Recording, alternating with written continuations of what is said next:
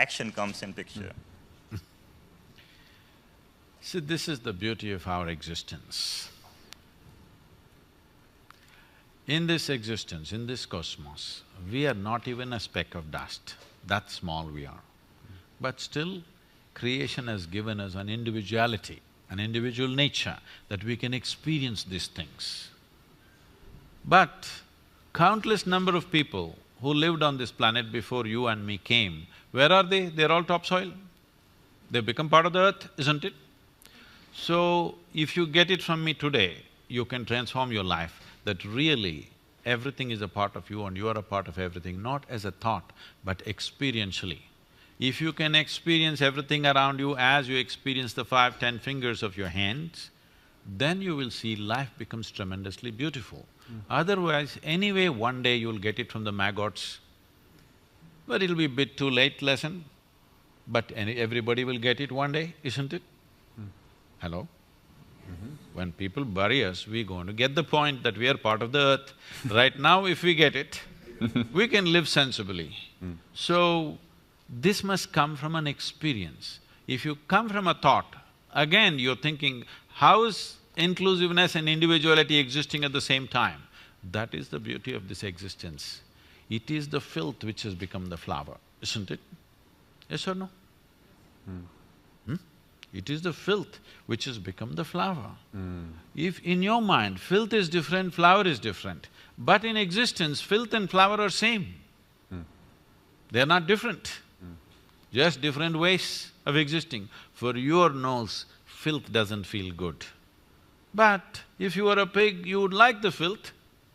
Nothing wrong with that, because it's the same thing. It's the same thing or no? Hello? It's the same thing, isn't it? It is just that in our mind, with our intellect, we are breaking everything. This breaking is only a psychological reality. This is not existentially true. See, we started a huge movement called Project Green Hands, I think something little bit was there in this. This happened like this. When I saw that entire southern India was turning into desert very rapidly, rivers were drying up, groundwater went from like 150 feet to almost 1500 feet, and palm trees, the crowns were falling off. We thought we must do something. Then I did this to them. One day I called, I went to a small village and called for people. About 5,000 people turned up. So I made them, it's around 11 o'clock in the morning. The weather is not like this in southern India. It's hot summer sun. I made them sit there. Close by, there were about 5 rain trees, 3 of them really large ones. You seen rain trees? Some of them can be as large as an acre, its shade. So 3 of them are really large ones, 2 of them were medium-sized ones. Very attractive, I would love to be under those trees, but I made them sit here in hot sun. And I went on talking, stretching the talk, telling them stories, telling them jokes. They were all very enthusiastic in the beginning, slowly. If you're walking around, you won't feel the sun. If you just sit under the sun, it just really gets you. About 1.25, 1.5 hours, they were really going away, they were thinking, what's wrong with this Sadhguru? He's just frying us in the sun. Then I said, come, and I took them under the tree.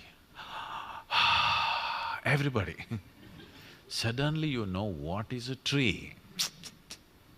Otherwise you were thinking how to make furniture out of this.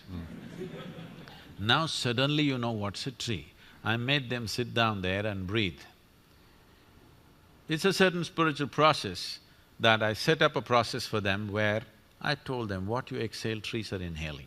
What they exhale, you are inhaling. Once they experienced it, now you can't stop them from planting trees. They planted over 28 million trees and you can't stop them. They changed the entire culture.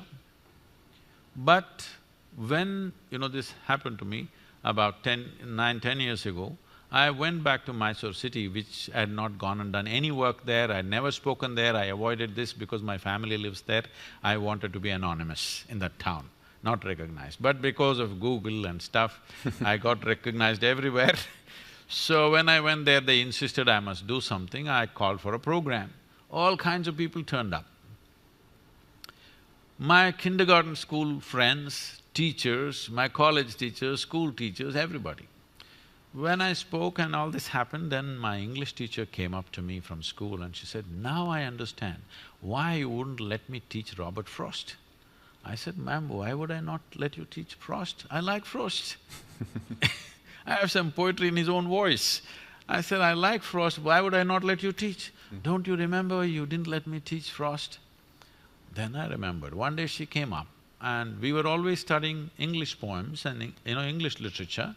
Suddenly she introduced this American poet and said, "This Robert Frost is a great guy," and she started off the poem. "Woods are lovely, dark and deep." I said, "Stop."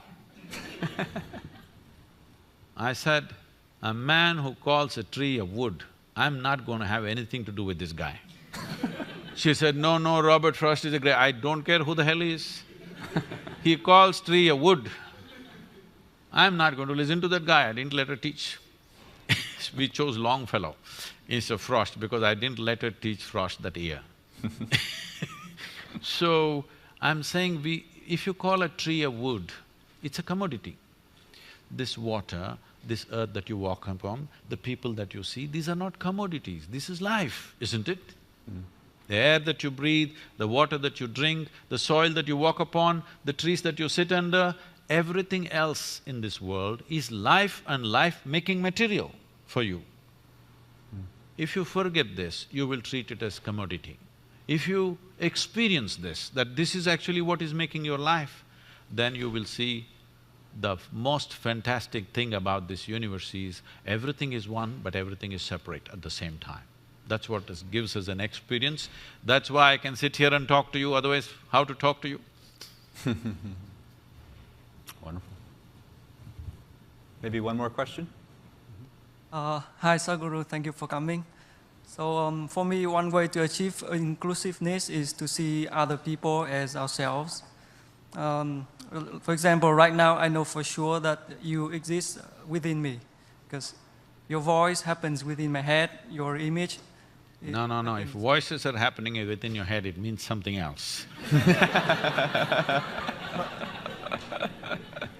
So your image happens within me because it reflects through my eyes. You mean to say you have nightmares every day?